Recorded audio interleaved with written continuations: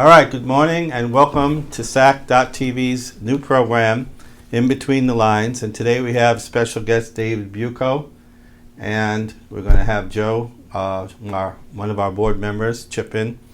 We're usually talking about what's in the newspapers, in the local paper, making some comment on that and some things that are related. But of course, in this particular case, we'll only speak on issues that you're familiar with because you're not involved in every project. Thank God. Yes.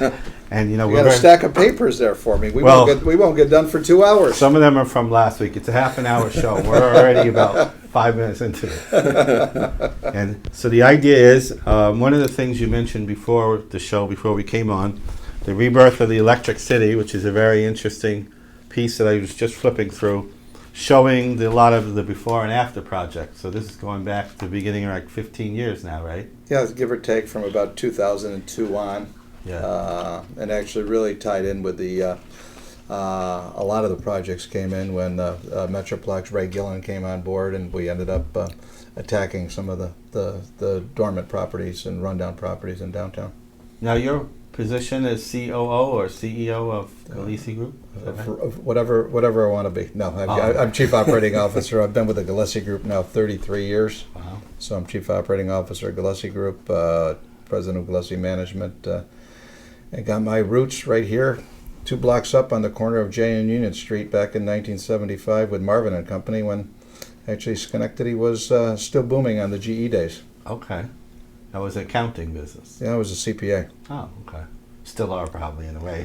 Well, I think you got to take some courses after that, but actually the background being a CPA helps you in real estate development because in essence it's all about numbers. Well, that's true. And maybe you can help us figure out some numbers today while we're going through it. Nothing too technical. One of the things we tried to do with Between the Lines is when we go out to the public, part of our charter as a nonprofit organization and Schenectady Access Cable Council is a 501c3, is to help with the education of the public, to bring them up to speed on some of the issues that are out there that might be otherwise a little more complicated. So we try to get people to come in who are familiar with some of these different subjects, especially like you have all this knowledge and background of the transition of the downtown and so forth. And what does it mean and how does it work? Kind of what's the future look like? We all know what the past looks like. So we some of it was awesome, and then all of a sudden we bottomed out back in the 90s and early 2000s. So it's a nice bounce back, and it's not just about doing one project. It's about a variety of people doing projects and a variety of people investing.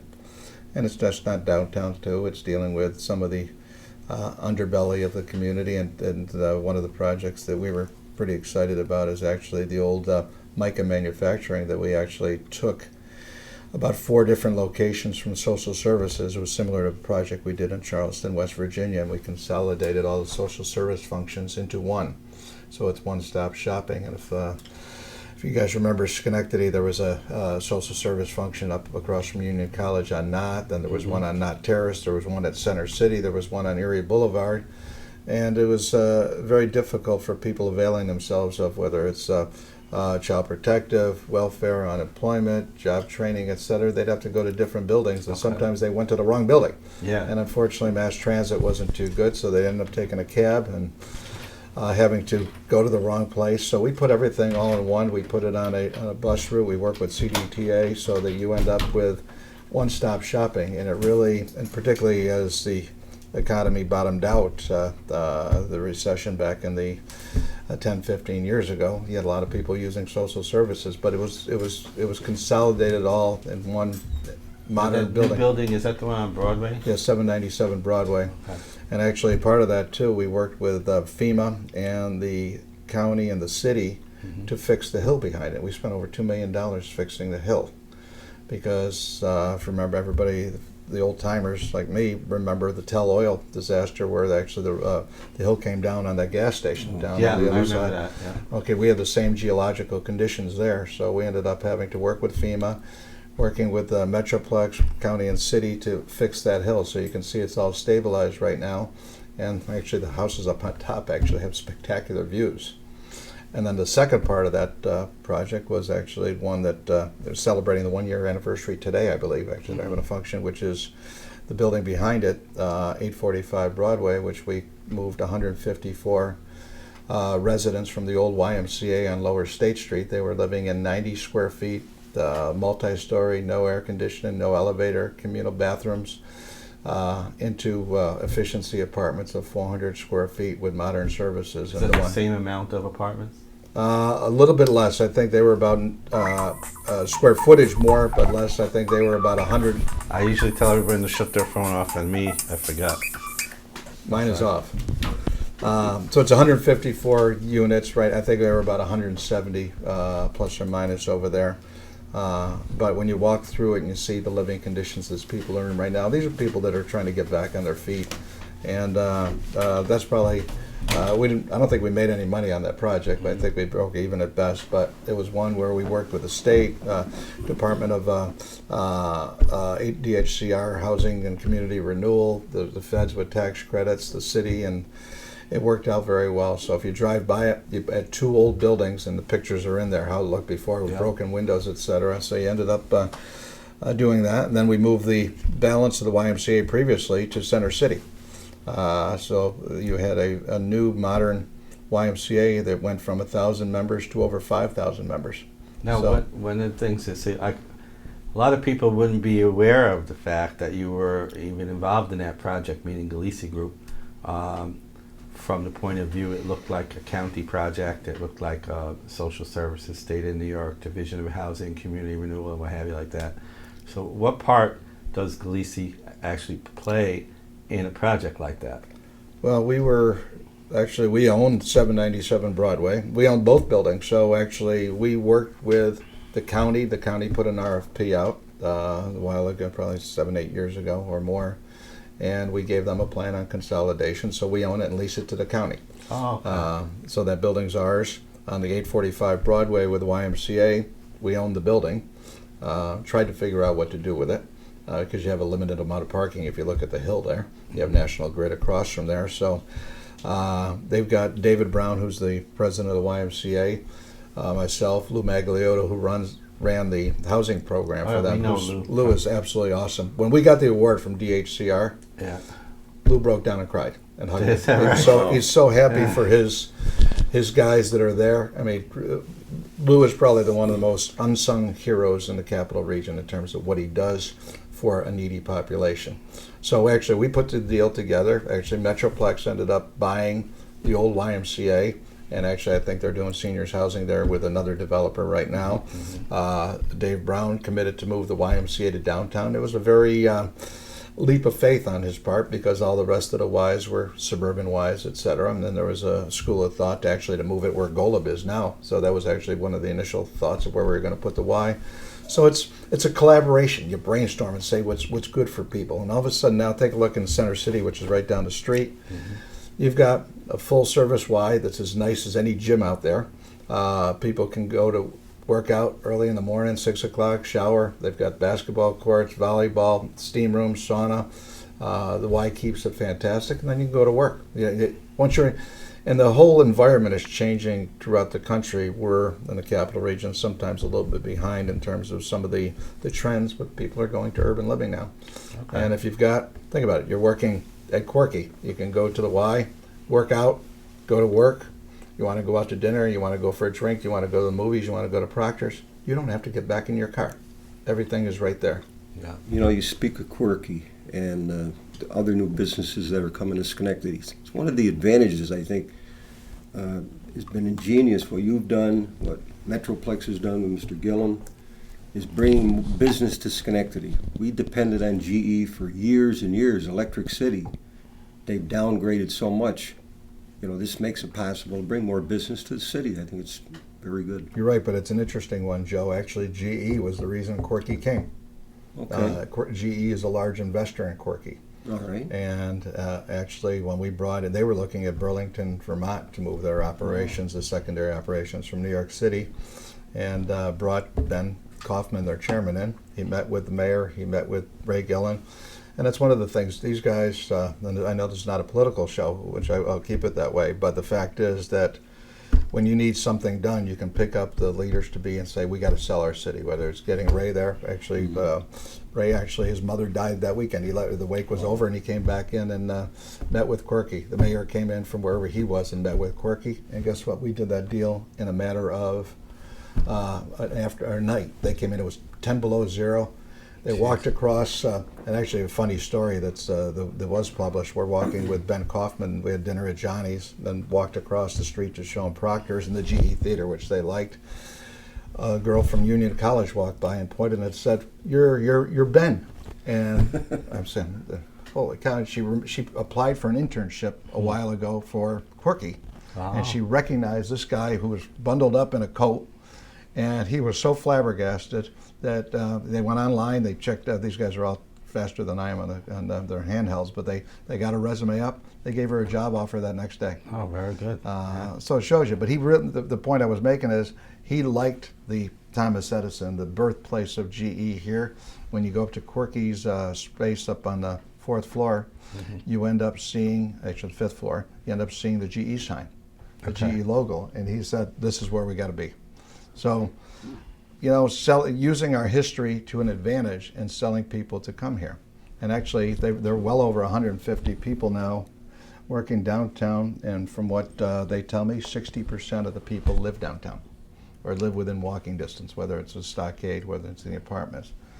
These younger tech kids, they work their tails off, but they also like a nice quality of life, and they don't want to get in their car and go to the suburbs. Well, we interview some of the people from the different neighborhoods, and a lot of times the people in the neighborhoods and in local neighborhood associations don't feel like any of this economic development and downtown prosperity and so forth is affecting them in terms of, we have a woman here who does a show from, I think, Hamilton Hill or Mount Pleasant, and she feels like, or she talks like this is not made positive changes in their neck of the woods, so to speak. And we hear that from all the communities as well. At SAC, we've worked with over 100 different organization representatives in this last year doing shows. Everything from Inner City Mission, SICM, to Boys and Girls Club, whatever. We've done shows with all of them. And so we get a feedback actually from the outlying areas, from a lot of people, what's going on in your neighborhood. And the impression of what's happening to people in the neighborhood seems to be overwhelmingly that there's two cities, really. There's downtown prosperity, and then there's what's going on in the rest of the city. And that's the kind of feedback we get. And to give you an example of that, on the last show, we asked the same question of the guests that we've had on previous shows. They're talking about foreclosure rates went up 358% in the city over last year. 358% sounds like a big jump, but it was already rather high. And I'm not saying that it's unique to Schenectady, but they're feeling it out there in a different way. They see the prosperity downtown and they've seen the improvements of downtown, but they don't see that it's doing anything in the outlying areas. And we hear that a lot. We hear that from pretty much almost every organization comes in, and there's some portion of that, whether it's the school district, Larry Spring was here, we did a show with him, or whether it's the communities and the outlying areas. So we look at it and try to say, okay, there obviously is a difference in perception. And I respectfully disagree with you, by the way. Okay.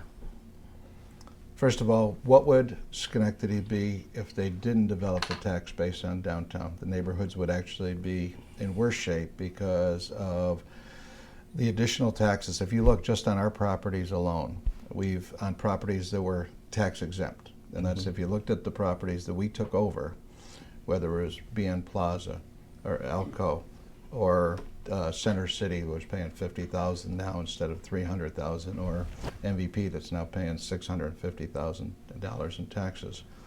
We've created over $2 million of additional revenue per annum on properties that were not paying taxes. So where would the city be without it? I agree. I'm from Rome, New York. Guess what? Every neighborhood in upstate New York, every city in upstate New York has urban issues and urban challenges in terms of residential. But the fact is, if you can give people a little bit more to be proud of, you're going to get people at least looking. People are starting to look. Take a look at this homes project coming out Sunday. People are coming in and actually looking at homes. Now you got to bifurcate the foreclosures too, because you got a lot of absentee landlords, and that was a big problem that a lot of upstate New York people have. People buy them, they're buying, they don't put any money in houses, and then they walk away. And you got a landlord, a tenant in there that is not getting any services from a landlord that's out of town and all that. So, you know, some of the foreclosures, it's a culling. I'm happy that they're foreclosing on certain landlords that are not taking care of their property and just giving them back to the banks. So eventually it'll turn it around. There's going to be we're looking at programs right now in terms of some of the neighborhoods to try and help. But I think rising water helps everybody. It's not going to, if you attack the neighborhoods without having services down here, guess what? You're not going to be successful. So you have to make a strong muscle. We made a strong core. I think there was a plan way back that got scrapped that spent $100 million or $500,000 called the Hunter Plan that I read that I threw out because it suggested economic development that didn't work in downtown Schenectady. It was done in 2000. And it wanted to develop outposts and having the middle fill in. I think having the middle to fill in, and take a look at right next to Villa Italia, you got some more new apartments there. So that's starting to go down towards Mount Pleasant area. Take a look at those two buildings we just talked about for the YMCA and social services. Well, guess what? They were run down, vacant buildings with pigeons living in them for how many years? That's on its way to Mount Pleasant. I used to own a building like that. Yeah. Well, there's still a lot of them. I took a tour last week of Amsterdam. They used to be one of the most prosperous cities in the Northeast way back in its heyday, and now they've got all these old factories that are closed or run down, and what do you do with them? They're tough. So we're taking it a step at a time. The neighborhoods have to be focused on, I think, getting that HUD grant that Senator Schumer got with the mayor and getting $3 million. You got some homes have to be demolished, and they're demolishing them because guess what? They're never. If you know anything about real estate, certain things are cheaper to tear down than to rehab, particularly if they're full of asbestos or full of mold or just structurally unsafe. So it's a way that you really have to deal with the neighborhoods one by one, whether it's starting to work out Eastern, maybe starting to work up towards Jay and Barrett. You got to start doing. So is there a plan, a long-term strategy that would affect? For example, the State Board of Equalization Assessment says that Schenectady is now at 1.21% and that it's lost 20% overall property values in the last 5 years. I mean, then to the homeowners or to the average people, which is like the old guard of people that live in and around Schenectady, this is like, it doesn't seem to be having the effect of either lowering or stabilizing the taxes or stabilizing the property values for the rest of the people. Well, the taxes, I believe, at least based on what I see, are stabilized, and the city's finances are a lot better than they were when they had to plug gaps in selling the tax liens to American tax funding, for instance. I mean, that was a put your finger in the dike. Yeah. Well, they kept the finger in the dike for a few years too long. Again, that gets into political stuff. I'm a real estate developer. We're proud of what's going on here. We've adopted Schenectady. I think the neighborhoods are going to evolve. I mean, you nailed a good point. Larry Spring, who's a terrific superintendent in my mind, there's a $62 million gap in what the Schenectady School District should be funded pursuant to the state formula. Yep. Okay, do the math on that one. That reduces your property taxes 20%. He's fighting for it. Is he going to get it? Who knows? I sure hope he gets a portion of it because, I mean, there's a court case that dictates how much Schenectady should be getting for school support from the state. $62 million. If we got 80% of that, that's $45 million or whatever the math is on that thing. That's a huge number. And that's so that you really have to bifurcate property taxes. And if you look at neighborhoods between city and county and school, the school's the biggest portion of it. And we do have a high poverty rate. A lot of urban areas do. You're not going to change. I mean, urban areas, whether it's Albany, Troy, even Saratoga, Utica, Rome, Rochester, Syracuse, we all have urban challenges because services are here. You've got a higher poverty level here. Take a look at how many kids at the school district qualify for free lunch. They're getting all of them right now. I mean, everybody is Pretty getting a much free all lunch. of them at the moment. And it's one that, I mean, I'm looking at it, and why was I happy doing some of the things we're doing, including getting the revenue stream from the casino tax, is because we can make a difference in kids' lives and get them out of the poverty a little bit in terms of getting money into our school district. One of the saddest stories I had was I was having a cup of coffee with Larry Spring at Philadelphia last winter or the winter before, and he had to cancel school. He said it's the toughest decision he had to make. I said, tough? Canceling school on a Friday. Okay, gives people a 3-day weekend. You know why it was tough? You know the answer. The kids wouldn't probably get anything to eat that day. Bingo. Or the weekend, because they send a significant amount of children home with food from the school. Mm-hmm. So these kids, think about it, this is New York, this is United States, this is Schenectady, and we're not different than a lot of communities, but think about these kids that aren't going to be fed because they don't have school on Friday. That's embarrassing. Mm-hmm. No kid should be hungry. And how do you study if you're hungry? I mean, it's I can live off the land for a while, but these kids really, it's a shame. And if we can do a little bit to help them, you're absolutely right. We've got to do neighborhoods, but if you can, neighborhoods. If you attack the neighborhoods first, you're not going to raise taxes. We can't raise taxes anymore on them. So therefore, how are you going to solve the problem? You got to get a stabilized tax base. So if you're stabilizing some of your commercial property doesn't put any more kids in a school that's taxed already. We've got a minority as majority in our school district. Mm-hmm. We've got a lot of people that came up and different nationalities that came up to have a better life here, and some of them are doing things in the neighborhood and upgrading their homes, et cetera. So if we can start getting that revenue stream in place, getting our if your borrowing rate gets a little better, you pick up a half a point on your bonds. There's all these things that can help out, but attacking the neighborhood, and I'm a real estate developer, but attacking the neighborhoods first will never work because you can't create tax base.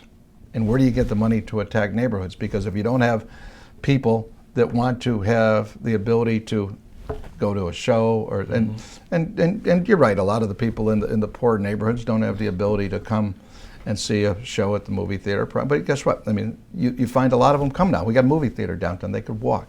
They can take mass transportation. Why don't the suburbs have some of the challenges of cities? Because of services, and because you're not going to find people having to go to the city mission. Okay. I mean, my favorite program with the city mission is the ambassadors program. I think that's so awesome. I was actually a volunteer ambassador. Mike Sakoshi, who runs that. That's the ones with the red coats. Yeah, and they're people that are homeless, and all of a sudden the proctors administers it, and they've got self-dignity now, and we can get people back up. And who else can deal with homeless better than people who are homeless? Yeah.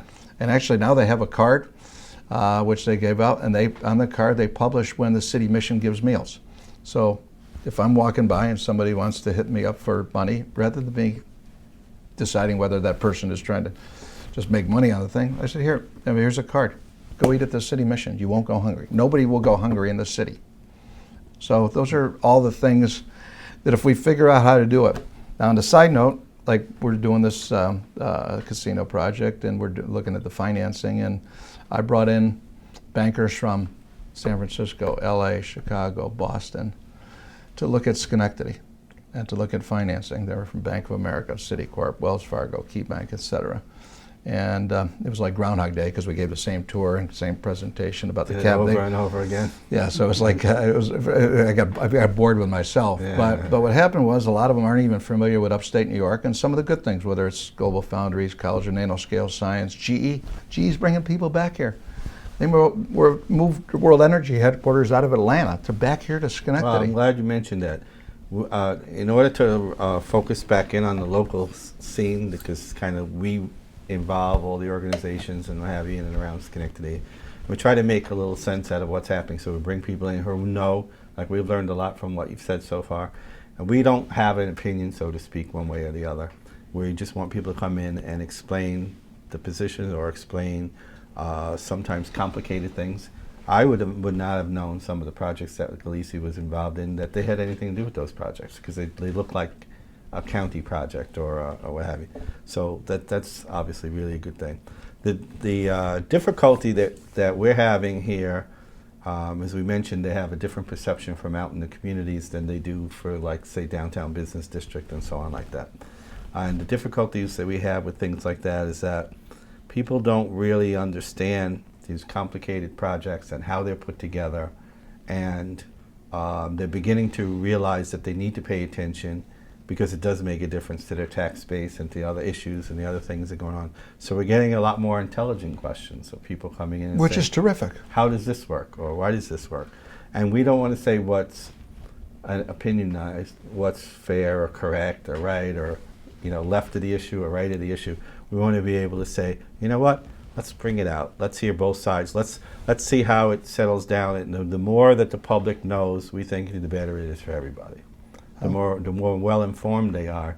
I used to work with a guy who owned a chain of clothing stores, Cy Sims. I remember that. An educated consumer. Showing is how old our we best- both are. Yeah, an educated consumer is our best customer, and I think that's the case here. So we don't have misunderstandings with people. There's a lot of things that are being done that are good things and so forth. So in here locally, I pick up I answer every call from any concerned citizen, and I'll return the call within 24 hours, and anybody within my organization will too. We're not, and any projects we're involved with. I mean, people don't realize we did the Golub building. We own the Golub building. Everybody thinks it's Golub. I mean, but Neil Golub committing to keeping his people downtown. MVP, David Oliker was the president at the time, committing to put his people downtown. You had some really passionate people about this community. It's not all the Gillespie group. It's not all the city. It's everybody working together. and we want to say when the tide rises that it does float all the boats. It has to, because think about take a look at those pictures at some point in time again, because you can see what things used to look like. We had closed dollar stores. When we did MVP back in the early 2000s, State Street was just ripped up. Canal Square was empty. Remember you remember, Joe, the Canal Square? Then they put water in it. Then they emptied the water. It was just there was nothing going on. The Woolworth was closed. The Kresge's was closed. The Lerner Store was closed. Center City, people used to take baths in the fountain out in front and do other things. But so it was kind of an embarrassment. I mean, Union College used to route people through Route 7 because they didn't want to come down. All of a sudden, I had dinner last year and with a parent from Connecticut that was Union College. They go, I didn't realize this is a great college town. Well, guess what? These people were going to Albany or going to Saratoga and spending their money. Okay? Sales tax is coming in. Bed tax is coming in. We got 3 hotels popping up. I'm glad you mentioned the sales tax thing. They entered into a sales tax revenue distribution agreement between the city and the county. I understand it was an 8-year agreement. And it was pretty much flat, at least from the articles in the newspaper. Any major increases in sales tax revenue regarding these projects and so on, it's not going to substantially increase the amount that goes to the city. And I don't know that for a fact, but so I'm not. In all honesty, I'd rather. I mean, my job. and that's another one of those complicated things that people. Well, because I'm sure people would like to figure out, you know. And I'm sure sitting down, you could figure it out. I could figure it out if I read the thing. But the good news is, you got people working together. This used to be the Wild West when I first started here started develop. We developed in Austin, New York City, Saratoga, Albany, Green Island. We avoided Schenectady because city wasn't getting along with the county. I mean, forget that back on everybody. This is all public information. The county legislature didn't agree with the city. Everybody was jealous. You had 30 economic development agencies. You didn't. It was crazy back then. So if there was a plan afoot, and we want to, by the way, always want to leave a show in a positive vein. So one quick question: if there was a plan afoot to stabilize the tax base, to stabilize the property values, as we say, went down 20%, and right now we're at an equalization rate of 1.21% for the city.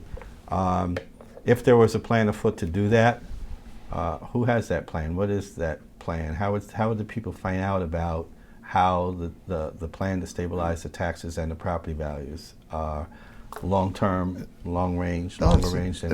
It'd be sitting down with the mayor and his team. It'd be sitting down with Metroplex. I mean, Metroplex actually has done a nice job in terms of orchestrating a plan to systematically create value. If you really looked at it, you're going lower State Street, lower State Street, Erie Boulevard, Union Street, going up to Eastern, and along those lines, if you can, I mean, the project at Mohawk Harbor is one that is going to create and I heard you indicated there was an article in the paper that says there's no written agreement on the property taxes or the casino taxes. Well, first of all, you can't have a written agreement because there's no casino license yet.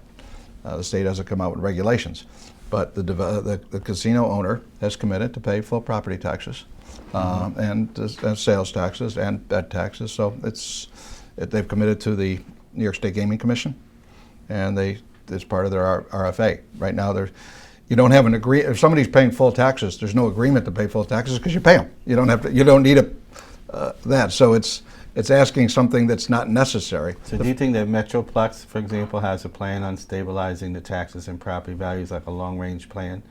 Or yes. The city? I mean, it's collaborative. Where would somebody go to find this out? I'm not sure if you have one piece of paper. I mean, plans are not, most times, I alluded to earlier, the Hunter plan, which somebody paid Metroplex actually paid $500,000 for back in the old days. It's not worth the paper it's written on. What it comes down to. Expensive paper. It sure was. $500,000, and no, it didn't use it. I read it. It'd be an interesting. It's irrelevant because it's looking at something that's historical. It would be, interesting on what they suggested versus reality. But the key is, if you can continue to get people to move here, businesses, because you first need the businesses, then you get into the residential, then you get into the retail. It's an evolution. Take a look at it. No matter what, this casino thing, you had a piece of property that sat there dormant. I mean, GE occupied it a little bit after Alco closed in 1969, but it was generating nothing. When we bought it, they didn't pay 1 cent of property taxes. They were accrued. Nobody was paying. ATF owned some of the liens, the city. Nobody was doing anything. It was the wild, wild west out there. So we took it over, and the casino alone, the property tax, forget the property taxes, the gaming revenue, by statute, based on the projections, and it could be higher or lower depending on how many people gamble, is going to be $8.4 million a year, half to the county and half to the city. And both the county and the city have pledged to use that to reduce taxes. Okay, now think about that. That's probably, and I can guess, but I'm guessing it'd be a 15% reduction in the city taxes. Now, if Larry Spring is successful, which I hope he is in getting additional school aid, so let's say he got half of what the formula, the incremental of what we're not getting, $30 million. Well, that's another 10. So all of a sudden, those add up to 25% tax reductions. Guess what? Well, this agreement on the revenue from the casino is an agreement, between the city, the county, and the No. developer? Or? No, it's by statute. There's X amount of, a certain percentage that gets paid to the host community. Okay. So based on what the casino people are projecting their revenue is, it comes out to $4.2 million each to the city and to the county. Both the county legislature and the city council pledged to use that revenue stream to reduce property taxes. And that's a state statute? The revenue stream is a state statute. Okay. The application of funds is whatever. Well, that's good, because no one had actually cleared that up before. Yeah, that's a revenue stream. And then you've got property taxes that are going to be a significant number that's going to be paid to both the city and county and school district on the casino and then on the rest of the development. So it's all this thing works. And then you've got the workers, 1,100 workers that are going to work at the casino. Well, guess what? They're going to have to live someplace too. They're going to have to spend money someplace. They're going to stop at a restaurant. They're going to stop at a grocery store. They're going to stop at a drugstore. They're going to go to the movies. They're going to go to Proctor's. So it's an interesting one. Now, I mean, it's sometimes it's the forest from the trees. It's amazing that I'll run into somebody from this unit that hasn't been to downtown Schenectady in 10 years. They think they're going to get shot. I mean, the crime in downtown is nothing. But if we can, I mean, when the point I was making earlier, we brought people in from all over, like bankers and financiers, and they were saying, wow, you got something to be proud of. How come we never heard of it? And you know what? That's not a bad thing. When we brought in Rush Street Gaming, guess what? we had to sell them on Schenectady. They had their choice of, I mean, these guys are pros. They've got, they're one of the better casino operators, but they had their choice of, where back then, Tobin Meatpacking Building, E23, House Cavern, East Greenbush, Rensselaer. They could have picked any one. We ended up recruiting them. We brought them in. They met with county legislature. They met with city council people. We had to tell them this is what, because we had a blank piece of paper. We were developing the north side of Mohawk Harbor, but the south side we actually tried to get a movie production studio that wouldn't have paid any taxes. I remember that in the paper too. And they wouldn't have been able to pay taxes because those things don't make any money. And we got this, and holy cow, this is terrific. So if you can combine what they're doing with what Proctor's is doing. Proctor's brings, I'm on the board of Proctor's, so I'll disclose that, but Proctor's brings in 650,000 people a year to our city. If the casino projections are anywhere near right, they bring over 2.5 million into the city. That's 3.1 million people into our community. Guess what? They're going to spend some money. But we have a discussion on our board because we have people who are for the casino project and people, quite frankly, who are opposed to it for one reason or the other, all on the same board, speaking at the same time. And where we're coming from as an organization, and the show Between the Lines, and we'll leave you with this kind of thought, is that in between whether you're for it or against it is a lot of material. There's a lot of area. Is it a good project? Is it a good contract? Is it a good deal? Is it in the best interest of, it might be in the best interest of some people and not all, and so forth. And there's a big gray area between whether you're for it or against it. And I, for one, 100%, I'll bring the information out, because if it's a good project, it's going to be an even better project when the people are with you on it. And when they're looking at it and they're looking at all the information. And hopefully that doesn't mean that you can't ask any questions, as if you say, for example, I have a question about a certain part of a project, any project. Doesn't mean I'm against economic development, doesn't mean I'm even against that project. But maybe there's an issue there that ought to be brought out or brought to light, and it shouldn't be swept under the rug because either you're for it or against it, kind of thing. That's more of a political opinion. The for or against of a casino was decided at the polls when they put the referendum out in November of 2013.